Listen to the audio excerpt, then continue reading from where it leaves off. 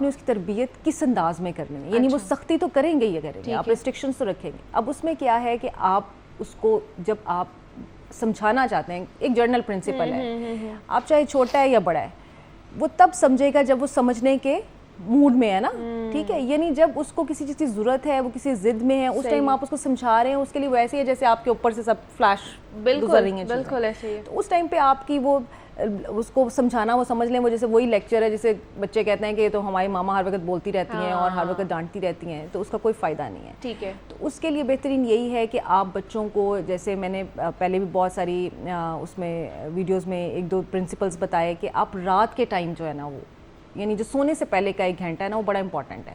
اگر آپ بچے کو کچھ بھی سکھانا چاہتے ہیں، اسے نصیحت کرنا چاہتے ہیں، تو رات کا 1 گھنٹہ سونے سے پہلے، لیکن وہ بڑے اچھے انداز میں. یعنی یہ ایک 3 گولڈن آورز کی بھی کوئی فارمولا چل رہا ہے وہ بالکل. میری ایک ویڈیو ہے، وہ بڑا اس پہ وہ وائرل بھی ہوئی ہے، اور دیکھیں نا وہ بڑے آسان ہیں وہ چیزیں. وہ ہے کیا اس میں کیا کرنا ہے؟ 3 گولڈن آورز وہ بیسیکلی دیکھیں آج کی، جیسے آپ نے بتایا کہ life style is very busy even for parents اور even for kids as well. پہلے بچے صرف اسکول جاتے تھے، اس کے بعد سارا دن گھر مائیں بھی ساتھ، بچے بھی ساتھ، اور کوئی کام نہیں ہے، سارا دن مائیں سمجھاتی رہتی تھی، کرتی رہتی تھی.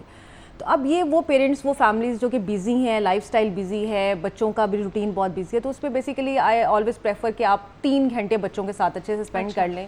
یعنی 1 گھنٹہ آپ کا مارننگ کا، ارلی مارننگ، یعنی جب آپ صبح بچے کے ساتھ اٹھتے ہیں فوری طور پہ، جب بچے نے اسکول جانا ہے یا اب بچے کا گیٹ اپ ٹائم ہے، چھوٹا بچہ بھی ہے، تو اس ٹائم پہ آپ کے ساتھ بہت کڈل شاور کریں، اس کو سارے دن کی روٹین بتا دیں کہ بیٹے آج ہم نے یہ کرنا ہے. اب دیکھیں نا، اب بڑے بھی اپنی روٹین سیٹ کر لیں گے، سمجھ آ جاتی ہے، تو ڈسپلن ڈے گزر جاتا ہے.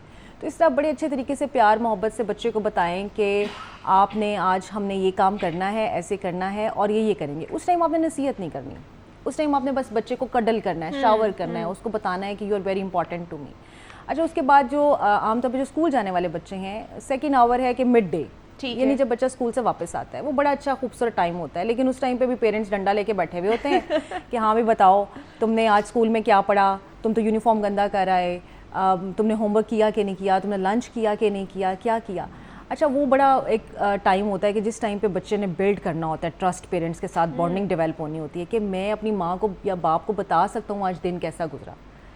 ہو سکتا ہے اس سے کوئی شرارت ہوگی، وہ بچے ہیں نا، انہوں نے تو یہی ایج ہے، انہوں نے مسٹیکس بھی کرنی ہے، انہوں نے لرننگ بھی کرنی ہے. بٹ پیرنٹس کا رویہ اس ٹائم کہ پیرنٹس کیا کریں، مطلب میں یہ کہتی ہوں کہ وہ بچوں کا رویہ نہیں ہے.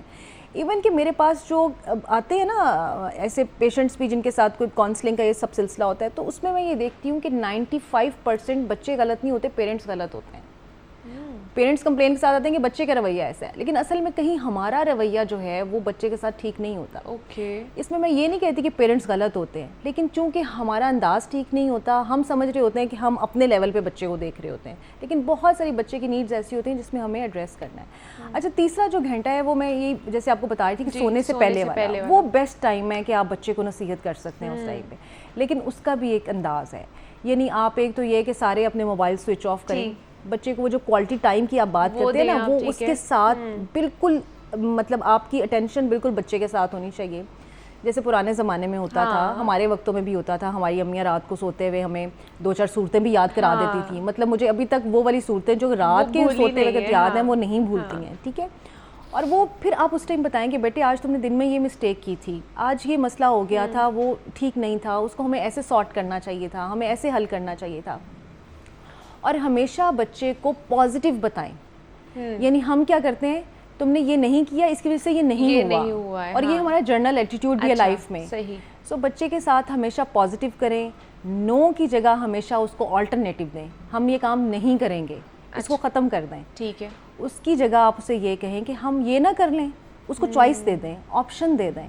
So that is more better than دس کہ آپ اس کو نو بولیں. اچھا، دوسرا والدین یہ بھی بڑی کمپلین کرتے ہیں کہ ہمارے بچے ضدی ہو گئے ہیں، تو کیا والدین خود ہی اپنے بچوں کو ضدی بناتے ہیں؟ بالکل.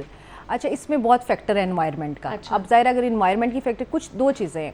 بعض اوقات تو آپ کے اندر، بچے کے اندر کچھ ایسے آپ سمجھ لیجیے سائیکولوجیکل یا مینٹل ہیلتھ ایشوز ہیں جو کہ ان سائڈ چل رہے ہوتے ہیں، بایولوجیکلی چل رہے ہوتے ہیں.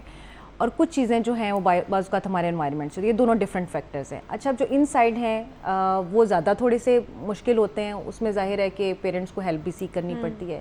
جیسے کچھ بچوں میں ADHD ہوتا ہے، اٹینشن ڈیفیسٹ ہائپر ایکٹیویٹی ہے، اگر وہ بچوں کے اندر ہے، یا پھر کچھ ایک ڈیفائنڈ ڈس آرڈر ہے جس کو ODD بھی کہتے ہیں، اپوزیشنل ڈیفائنڈ ڈس آرڈر ہے، کنڈکٹ ڈس آرڈرز ہو سکتے ہیں. کچھ بچوں کو اور اس سے زیادہ پرابلمز ہو سکتی ہیں، جیسے کہ آٹزم ہو گیا یا کچھ اس طرح کی چیزیں ہوں گی. تو اس میں تو چڑچڑاپن یا جس کو آپ اسٹبننس کہتے ہیں، وہ اس کی ریزنس اور ہیں، اس کو ٹریٹ کرنے کا اور طریقہ ہے. لیکن یہ جو آپ نے کہا کہ ماں باپ بچوں کو ضدی کرتے